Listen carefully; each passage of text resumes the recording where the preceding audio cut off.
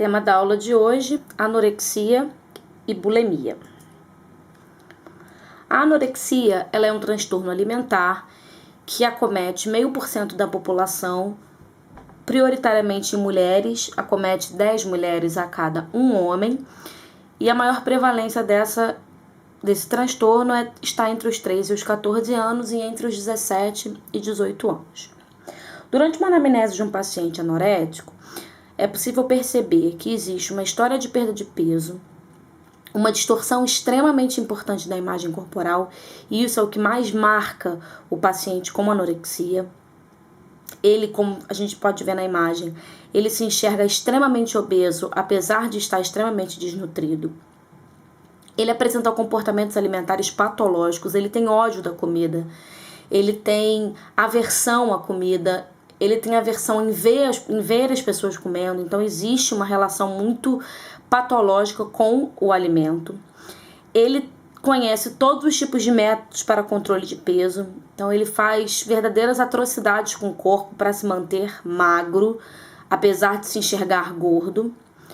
Normalmente são pacientes com história psiquiátrica e muitas das vezes são pacientes que têm alguma história pessoal importante, ou um abuso sexual na infância, ou uma violência na infância. São pacientes que muitas das vezes apresentam uma história pessoal de violência, de estupro, que justifica, o surgimento da anorexia.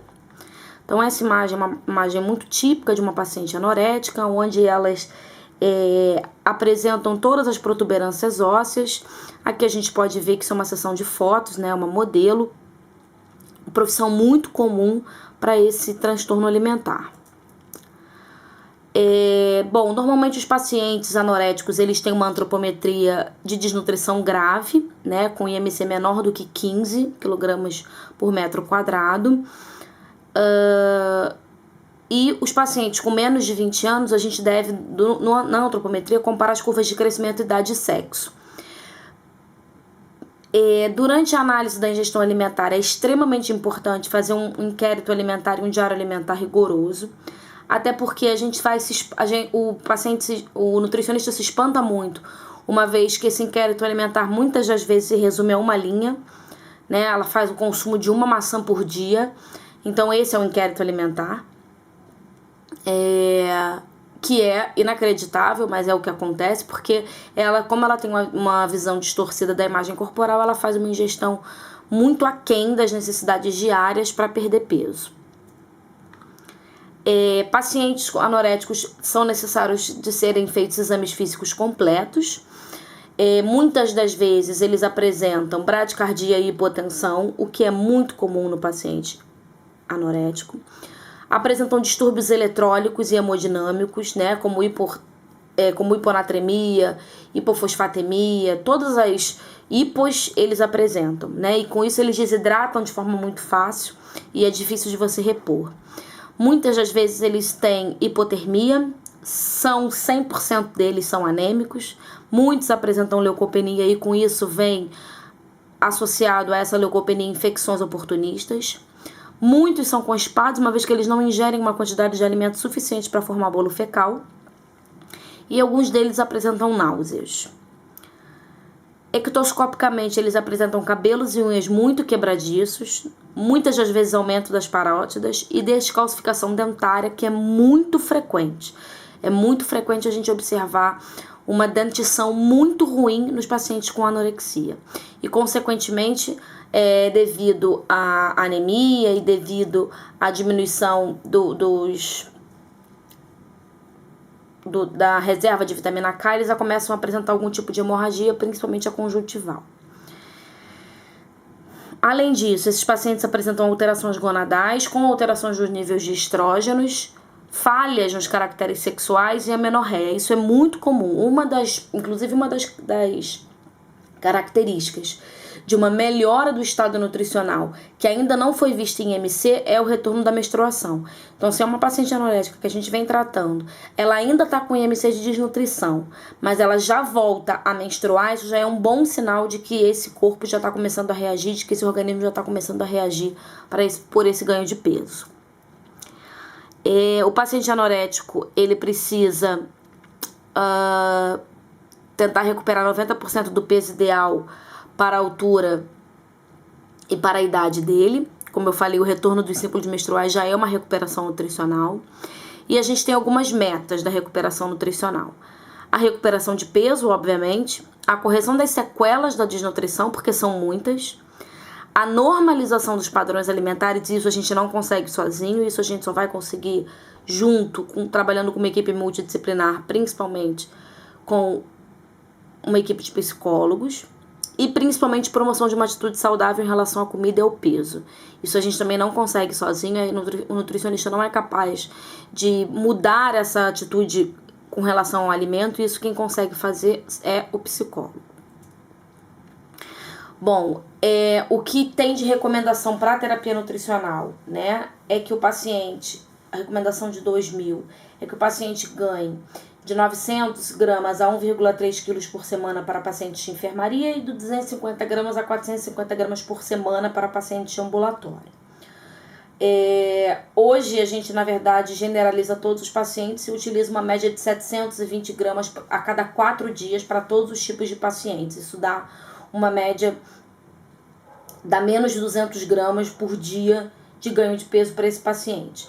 Essa recomendação um pouco mais restrita, ela é mais segura porque não causa síndrome de realimentação, uma vez que a gente não vai estar dando um aporte calórico muito grande para que haja esse ganho de peso. Lembrando que para cada ganho de 1 quilo, eu tenho que aumentar 7.700 calorias na dieta do meu paciente. Então, se a minha ideia é fazer com que ele ganhe 100 gramas, então eu tenho que aumentar mais 770 quilocalorias por dia, né? Muitas das vezes isso acaba sendo até o dobro do VET dele, então a gente tem que ter uma certa parcimônia. Se no primeiro momento não der para atingir essa recomendação de 720 gramas a cada 4 dias, a gente começa com 100 gramas por dia, evolui para 150, mas que a gente não faça a síndrome de realimentação, porque a gente vai estar dando um passo para trás. Pela recomendação da fórmula de Bol, são de 30 a 40 calorias por quilograma dia, mas por experiência isso faz síndrome de realimentação, podendo chegar a até 70 a 100 quilocalorias por quilograma dia. Isso a gente só vê no livro, em recomendação. Na prática a gente não consegue fazer isso porque a paciente faz síndrome de realimentação, ou pior, ela não consome o alimento, porque para você fazer 100 quilocalorias por quilograma de peso, você tem que dar uma oferta de alimentos muito grande, e a paciente que tem anorexia, ela não vai fazer. Entretanto, existe uma recomendação de que o valor energético total da dieta não deva ser abaixo de 1.200 calorias. Óbvio que isso vai depender muito do peso atual da paciente. Eu já tive paciente, por exemplo, que pesava 28 quilos. Então, para eu fazer 1.200 calorias, 28 quilos eram 40 quilocalorias por quilograma de peso. Não dava para fazer. No primeiro momento eu fiz um pouco menos, depois fui evoluindo. Já a bulimia é um outro tipo de transtorno que foi descrito por Russell em 1979, dizendo que, na verdade, descrevendo como um impulso irresistível de comer excessivamente. E depois uma tentativa de evitar os efeitos engordantes da comida, induzindo vômitos ou abusando de purgativos. Então, o paciente bulímico, ele tem esse consumo exacerbado de comida, esse impulso, né? Esse ataque bulímico, que a gente chama de comida. Então, ele come excessivamente e aí logo depois ele se arrepende daquele ataque bulímico e ele induz vômitos ou toma purgante para tentar retirar todo aquele... toda aquela comida que está dentro dele para evitar de engordar. E ele tem um medo mórbido de engordar. Existe a bulimia que a gente chama de tipo purgativa e a bulimia sem purgação, que na verdade é a menos grave, que é quando não está associado ao uso de purgativos. O tratamento para o paciente bulímico exige também uma equipe multidisciplinar, uma vez que existe uma alteração psicológica muito grande nesse paciente, e ele também precisa ter esse acompanhamento. São raras as intervenções que esses pacientes sofrem e são pacientes que precisam efetivamente de uma intervenção psicológica. Então aqui são exemplos clássicos, é um ataque bulímico numa mesa de doces, onde a paciente come, né, numa mesa não só de doces, mas onde a paciente come tudo que ela vê pela frente, passa um tempo, ela se arrepende e ela vai ao banheiro vomitar, ou enfim, ela vai tomar purgativos, enfim, ela vai, de alguma forma desesperada, ela vai tentar tirar aquele alimento de dentro dela. Bom, os pacientes bulímicos, eles podem apresentar hipocalemia, por causa desse excesso de vômitos e diarreia, né, que é a baixa de potássio, e isso tem sérias complicações, principalmente para o sistema cardiovascular, e o tratamento é tentar impedir a purgação com, muitas das vezes, porque na verdade a perda de potássio ela se dá muito mais, principalmente pelo uso de diuréticos, principalmente se não for um diurético poupador de potássio. Então é evitar que ela faça esse uso. Os pacientes podem apresentar edema também, uma vez que elas comem de forma descompensada e consomem uma quantidade de sódio muito grande, né? E o tratamento é o controle da hidratação, evitar o sal e usar diuréticos se essa paciente não tem histórico de hipocalemia. Se ela tiver histórico de hipocalemia, você vai usar diurético para reduzir o edema. Se esse edema tiver muito grave, mas se preocupar que esse diurético seja um diurético com repositor de potássio junto ou que não seja um depletor de potássio. Essas pacientes apresentam muita diarreia, por causa do abuso de laxante. Elas usam muito laxante. Elas usam laxante para ir numa festa, elas usam laxante para ir na praia no dia seguinte com um carinha que elas conheceram na noite. Então elas têm um consumo muito grande de laxante. E o tratamento é tentar reduzir gradualmente os laxantes, até porque se a gente tirar completamente o laxante da vida dela, ela faz uma constipação muito intensa porque ela está dependente desse uso desse laxante. Então precisa ser feito um desmame com uma certa parcimônia. E elas apresentam parotidite por causa dos vômitos, né? Mas muito mais por causa dos vômitos do que por causa da voracidade recorrente. E aí o tratamento é parar, né, esses vômitos e essa voracidade. Tratamento nutricional, principalmente diminuir as compulsões e minimizar as restrições alimentares. Diminuir as compulsões com tratamento psicológico. É interessante, é importante estabelecer um padrão regular de refeições, mostrar para ela que ela precisa se alimentar de 3 em 3 horas, de 2 em 2 horas, porque senão ela fica muito longos períodos sem se alimentar e quando se alimenta ela tem ataque bulímico. Incrementar a variedade de alimentos consumidos, muitas delas mantêm um padrão alimentar muito semelhante, né, e sem muita variedade.